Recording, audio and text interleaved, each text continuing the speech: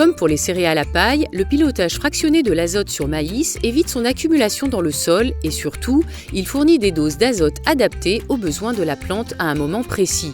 Il est possible de les couvrir grâce à un apport de digestat brut ou liquide réalisé avant semis puisque ce fertilisant contient 40 à 70% d'ammonium NH4+, ainsi que des proportions élevées de phosphore et de potassium. Il peut donc se substituer partiellement ou totalement à un engrais minéral, sachant qu'un second épandage de digestat pourra avoir lieu ensuite en végétation. Le stock d'azote présent dans le sol est déterminé par une analyse de reliquats azotés. Grâce à l'analyse de digestat, on peut déterminer la dose à apporter en fonction de l'objectif de rendement visé pour le maïs, soit 25 à 40 m3 par hectare. Le matériel d'épandage de digestat liquide ou brut avant semis doit éviter la volatilisation de l'ammoniac et donc la perte d'unités fertilisantes. Il doit aussi limiter les odeurs et l'émission de protoxyde d'azote, un gaz à effet de serre, tout en préservant la structure du sol pour le maïs qui va suivre. Pour répondre à ces objectifs, les exploitants peuvent utiliser une tonne à lisier ou un automoteur associé à un enfouisseur à disque ou à dents.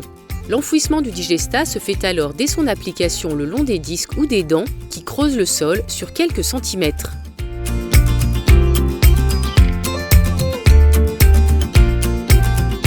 L'épandage a lieu entre la fin mars et la fin avril, une quinzaine de jours avant les semis de maïs. Mais pour avoir un effet starter, l'apport a lieu quelques jours seulement avant les semis. Il est réalisé dans des conditions météorologiques qui limitent la volatilisation de l'ammoniac. Température faible, hygrométrie importante et absence de vent, avec un bon positionnement de l'enfouisseur pour que le digestat reste sous le sol.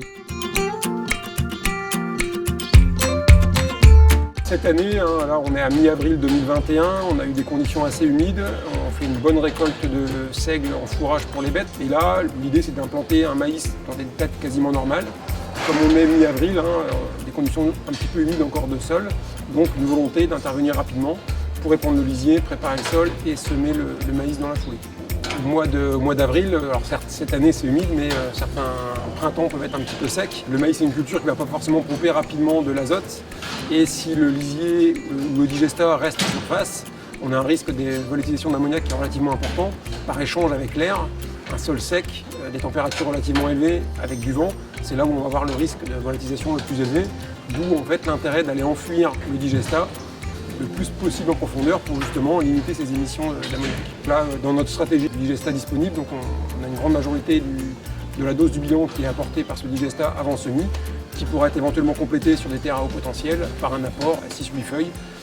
Chez nous, pas en digestat, mais plutôt en engrais chimique. Alors là, on a l'opportunité avec notre entrepreneur d'avoir un automoteur.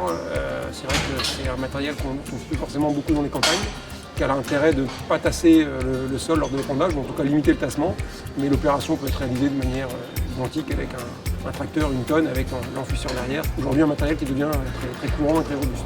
Donc cette année, c'est un petit peu humide, donc on va remonter un petit peu la profondeur d'enfouissement pour tout de même avoir cette efficacité de limiter la volatilisation de l'ammoniac, tout en n'ayant pas de problématique de remonter de petites boulettes argileuses qui poseraient des problèmes derrière pour affiner le sol pour le lit de semences pour le maïs.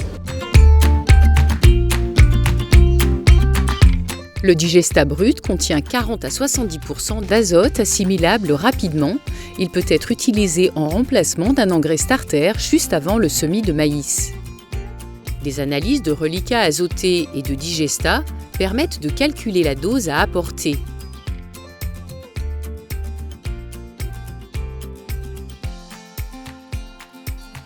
L'épandage est réalisé avec une tonne ou un automoteur équipé d'un enfouisseur qui évite les pertes par volatilisation, économisant ainsi le passage d'un déchômeur. Les conditions météorologiques doivent aussi éviter les pertes d'ammoniac.